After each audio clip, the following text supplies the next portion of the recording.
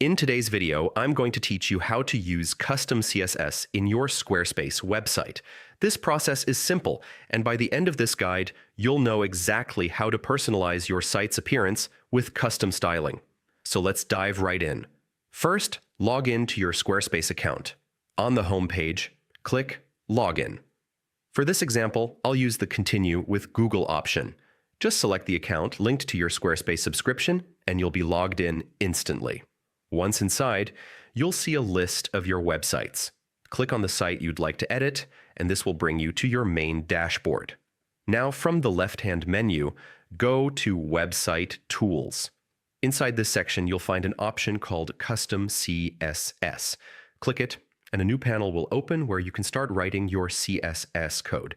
This is the fun part.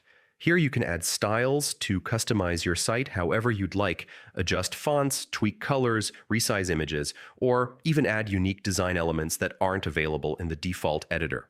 If you're not too familiar with CSS, don't worry. There are plenty of online resources and pre-written snippets you can copy, paste, and adjust to fit your brand. Once you've written your CSS, make sure to hit the Save button in the top right corner.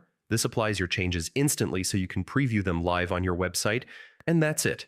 You've just learned how to add custom CSS in Squarespace. This is a powerful way to stand out, giving your website a unique look that goes beyond standard templates. I hope you found this tutorial helpful. Thanks for watching, and happy customizing.